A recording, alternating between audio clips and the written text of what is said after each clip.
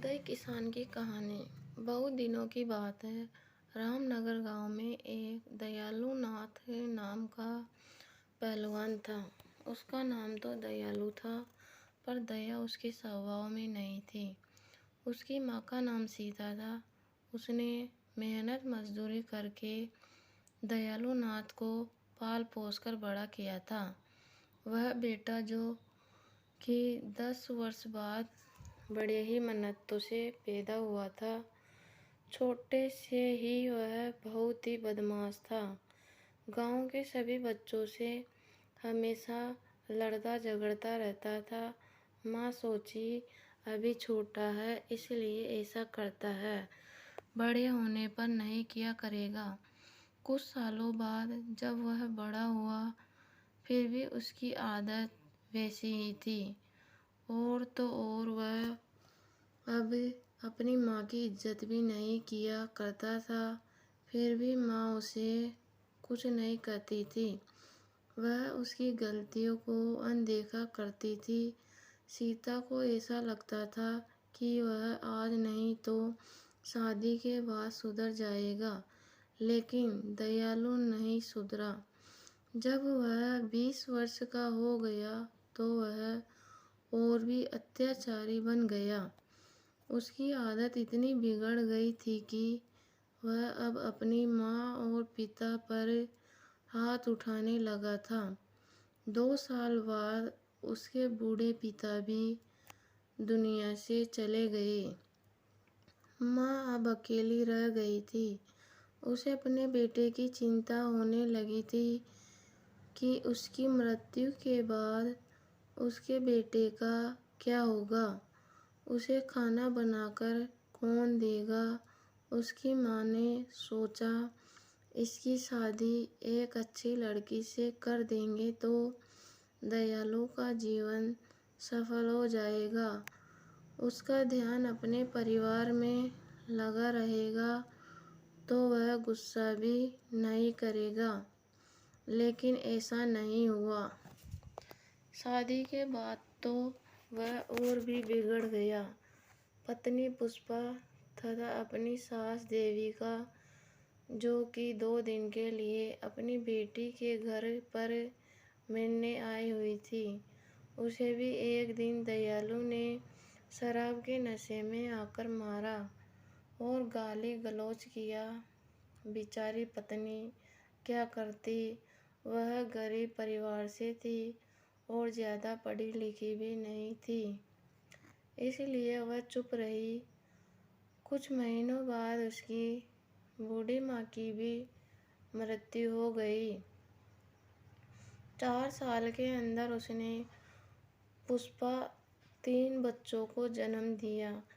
दयालु उन बच्चों को भी मारा पीटा करता था। पुष्पा यह गम सहती गई और कुछ न कह पाती थी। नौकरों की तरह घर के सारे काम किया करती थी। रात को भी वह चैन की सांस नहीं ले पाती थी। उसका पति शराब पीकर आता और मारा करता था। 10 साल तक तो बेचारी पुष्पा जैसे तैसे करके काम काज करती रही और अपने अत्याचारी पति की मार सहती रहती, ताकि उसके बच्चे पढ़ लिख कर अच्छे ऑफिसर बन जाए और वे उनकी माँ की तरह जीवन न जिए। भगवान की कृपा और पुष्पा की मेहनत रंग लाई। जो कॉलेज में पढ़ती थी वह एमएससी सेकंड ईयर में प्रथम आई। उसकी माँ का सपना पूरा होने लगा था। उसने अपनी बेटी पर गर्व था कि यह एक दिन बड़ा मुकाम हासिल करेगी। अचानक एक रोज उसके पिता शराब के नशे में घर आए। अपनी बड़ी बेटी रीना को बुरा भला कहने लगे और मारने लगे। रीना पढ़ी लिखी और समझदार लड़की थी। उसने जैसे तैसे करके अपने आप को बचाया। यहाँ तक कि माँ भी उसे बचाने आई तो उसे भी मारा। यह देखकर उसकी दोनों भाई चुपचाप एक कोने में बैठकर रोने लगे। रीना अपनी गलती के बारे में पूछती है कि मैंने कौन सी गलती करी थी। सीधा कॉलेज से घर ही तो आ रही हूँ पिता शराब की हालत में जोर से बोलते हैं। मैंने अगली बार तुम्हें राहुल के साथ देखा तो समझ जाना। रीना मध्यम स्वर में, राहुल मेरे कक्षा में पढ़ता है और वह मेरा अच्छा मित्र है पिता। मैंने तुम्हें इतना बड़ा क्या राहुल के लिए किया है कि तुम उसके साथ चले जाओ। तुम्हारे ऊपर और तुम्हारे शरीर के ऊपर सिर्फ मेरा ही हक है। इसे मैं किसी और के हवाले नहीं कर सकता हूँ। रीना और उसकी माँ यह वाक्य सुनते ही चुप हो गई और अपने मन में सोचने लगी कि ये पिता है कि हैवान। रीना अब इस घर में एक पल के लिए भी नहीं रुकना चाहती थी, क्योंकि हर रोज के नाटक से वह थक चुकी थी। आज तो उसके पिता ने इंसानियत का हद ही पार कर दी थी। अब उसे पिता नाम से भी घृणा होने लगी। आसपास के लोग भी उसकी मदद करने से डरते थे। किसी ने उनकी मदद की तो उसके पिता पड़ोसी लोगों से भी लड़ाई करते थे। लोग उनकी मदद तो करना चाहते थे पर नहीं कर पाते थे। उसकी माँ ने उसके लिए इतना संघर्ष किया था, उसे रीना पूरा करना चाहती थी। एक दिन जब उसके पिता घर से किसी काम के लिए 2 दिन के लिए बाहर चले गए थे, तभी पुष्पा ने सोचा यह अच्छा मौका है।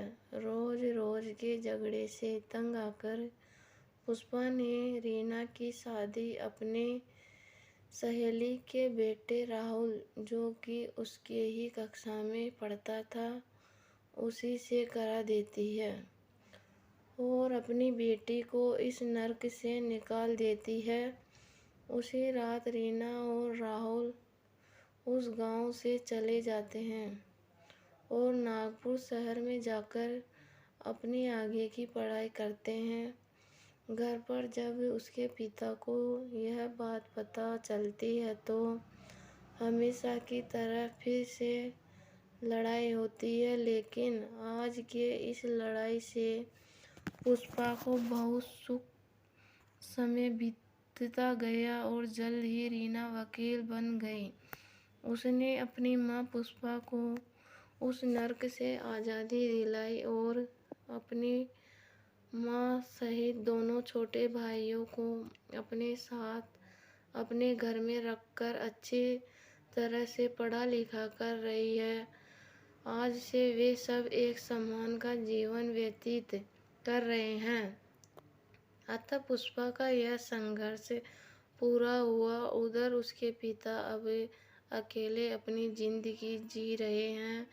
कोई भी उन्हें खाने के लिए नहीं देता है। जैसे तैसे वह पापी अपना जीवन जी रहा है, या कह सकते हैं कि अपने कर्मों का सजा भुगत रहा है। इसलिए ऐसा कहा जाता है कि धरती पर स्वर्ग और नरक है। जो जैसा कर्म करेगा उसे वैसा ही भुगतना पड़ेगा। इसलिए सबके साथ अच्छा व्यवहार करना चाहिए ताकि हमारे साथ भी लोग अच्छा व्यवहार करें।